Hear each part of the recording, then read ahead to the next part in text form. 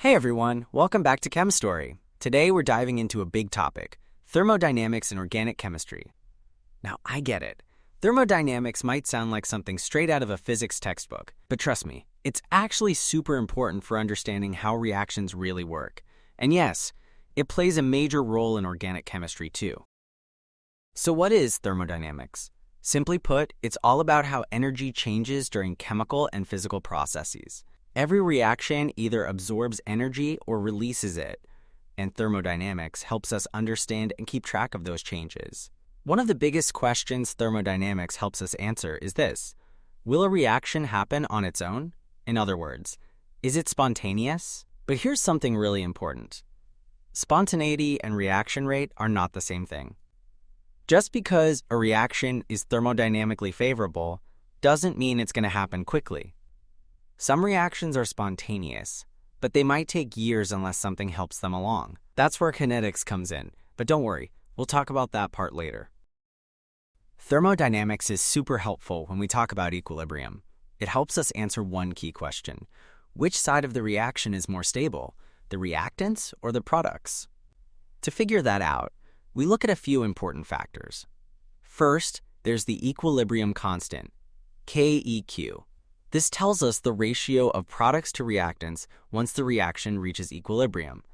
It basically shows which side is more favored. Next, we have enthalpy, ΔH. That's all about heat. Some reactions absorb heat, while others release it, and ΔH helps us keep track of those energy changes. Then comes entropy, ΔS. This one's all about disorder. The more random or spread out the particles are, the higher the entropy. And here's the thing, systems naturally tend to move toward more disorder, so entropy plays a big role in whether a reaction is likely to happen. Finally, we have Gibbs free energy, ΔG. This is the big one, because it combines both enthalpy and entropy. ΔG tells us if a reaction is spontaneous. In other words, will it happen on its own without any extra energy? These thermodynamic ideas give us a powerful way to predict chemical behavior. And if you want to really understand how organic reactions work, you've got to understand these concepts. Alright, now that we've covered the basics, let's break them down one by one and see how they apply to organic chemistry. Alright, let's talk about KEQ, the equilibrium constant, what it actually means, and why it matters. If you look at the slide, you'll see the chemical equation and the formula we use to calculate KEQ. You've probably seen this before, and honestly, the math is pretty straightforward, so we won't spend too much time going over those details. What really matters is this: understanding what KEQ actually tells us. In simple terms, KEQ is the ratio of products to reactants once the reaction reaches equilibrium. It's just a number, but that number gives us a clear clue about which side of the reaction is more favorable. So what does KEQ actually tell us? Well, if KEQ equals 1, that means the reaction is perfectly balanced. At equilibrium, you've got equal amounts of reactants and products. But if KEQ is greater than 1, the reaction favors the products, which means more products are formed once equilibrium is reached. On the other hand, if KEQ is less than 1, that means the reverse reaction is favored. So at equilibrium, there's more of the reactants left and fewer products are formed. Now, what actually determines where this equilibrium ends up? It all depends on the energy levels of the reactants and the products. The side with the lower energy is more stable, so the reaction naturally favors that direction. If the products have lower energy than the reactants, the reaction will favor the forward direction. But if the reactants are more stable, meaning they have lower energy, then the equilibrium will lie toward the starting materials. And this energy relationship, that's what we describe using the Gibbs free energy change, ΔG0. Now, let's talk about Gibbs free energy, ΔG0. It's one of the key ideas in thermodynamics. Simply put, ΔG0 tells us whether a reaction is spontaneous or if it needs extra energy to move forward. This applies under constant temperature and pressure, and it helps us predict whether a reaction will happen naturally or not. If you take a look at this slide, you'll see the equation for Gibbs free energy in its standard state. This just refers to the most stable, pure form of a substance at 25 degrees Celsius and 1 atmosphere of pressure. The equation itself is pretty straightforward, so we won't spend too much time breaking it down.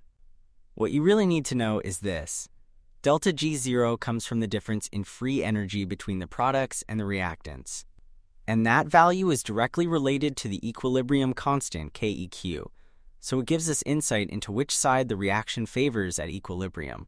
Delta G0 is also influenced by two other things: enthalpy, which is all about heat energy changes, and entropy, which measures how disordered the system is. These factors work together to tell us whether a reaction is thermodynamically favorable. So what does delta G0 really tell us? If delta G0 is negative, the reaction is spontaneous. It naturally moves forward, favoring the formation of products. We call this an exergonic reaction. That means the system is losing free energy and moving toward a more stable, lower energy state. If you look at the graph, you'll see that when the reactants have higher free energy than the products, the reaction naturally moves forward. That shift in energy drives the equilibrium toward the products. If delta G0 is positive, the reaction won't happen on its own in the forward direction. Instead, it naturally favors the reactants, so the reverse reaction is more likely to occur. This is called an endergonic reaction. That means the system gains free energy, and it needs an external energy input to move forward. Now, take a look at the graph. If the products have higher free energy than the reactants, the reaction won't naturally move forward. Instead, the equilibrium shifts back toward the reactants. If delta G0 equals 0, that means the system is already at equilibrium. There's no push in either direction. So the concentrations of reactants and products stay the same. Now, how does this connect to KEQ? If you look at the table on the slide, you'll see the relationship between delta G0 and the equilibrium constant. When delta G0 is negative, KEQ is much greater than 1, which means the reaction strongly favors the products. When delta G0 is positive, KEQ is much smaller than 1, so the reactants are more stable in that case. And when delta G0 is 0, KEQ equals 1, meaning the system is perfectly balanced between reactants and products. So in the end, delta G0 and KEQ are directly connected. If you know one, you can figure out the other.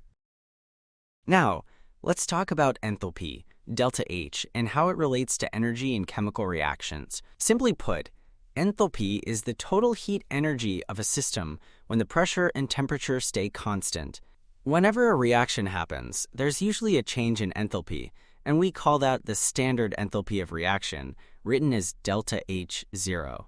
This value tells us whether the reaction absorbs heat or releases it. It's calculated as the enthalpy of the products minus the enthalpy of the reactants. If delta H0 is greater than 0, that means the reaction absorbs heat, and we call that an endothermic reaction. In an endothermic process, the products have higher energy than the reactants, so energy has to be taken in from the surroundings. On the other hand, if delta H0 is less than 0, the reaction releases heat, and that makes it exothermic. In this case, the products have lower energy than the reactants, and energy is given off, usually as heat. You can see this on the graph. On the left side, the energy level of the products is higher than that of the reactants. That means the reaction absorbs energy, and the gap between them shows how much energy is taken in during the process. On the right side, the products are at a lower energy level than the reactants. So in that case, the reaction releases energy, and the difference tells us how much heat is given off. This side-by-side comparison clearly shows the difference between endothermic reactions on the left and exothermic ones on the right. And it helps us see how changes in enthalpy can affect how a reaction behaves. But enthalpy isn't the only thing that determines whether a reaction is favorable. Entropy plays a big role too, and that's what we're going to look at next. Now, let's talk about entropy, delta S. This one's all about disorder and how freely molecules can move. The more freedom they have, the higher the entropy.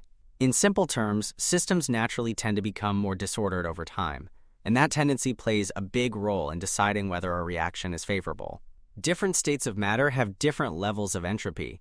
Gases have the highest entropy because their molecules move freely and randomly. Liquids have less entropy. Their molecules are a bit more restricted. And solids have the least entropy since their particles are tightly packed in a fixed structure. There's another thing to consider too, molecular structure. Acyclic or open-chain molecules have higher entropy than cyclic ones because they can move and rotate in more possible ways. Now, let's look at how entropy changes during a reaction. The standard entropy change, written as delta S0, tells us whether a reaction leads to more or less disorder. If delta S0 is greater than 0, that means the products have greater entropy than the reactants, so the reaction increases disorder. But if delta S0 is less than 0, the reactants actually have more entropy, which means the reaction creates a more ordered system overall. In general, reactions tend to favor products with higher entropy because systems naturally move toward more disorder. There are a few common patterns that usually mean entropy is increasing. For example, if a reaction produces more molecules in the products than in the reactants, entropy goes up. A good example is when a solid breaks down into a gas, or when a single reactant splits into multiple products. Another common case is when a cyclic compound opens up into an acyclic one. That kind of change allows for more molecular movement and flexibility, so entropy increases. So when we put it all together, enthalpy, entropy, and Gibbs free energy, we get a clear picture of what makes a reaction spontaneous. Enthalpy tells us about heat flow. Entropy describes how disordered things are. And Gibbs free energy brings those two together to tell us if a reaction will happen on its own. All right, that wraps up our discussion on thermodynamics in organic chemistry. Thanks for watching, and I'll see you in the next one.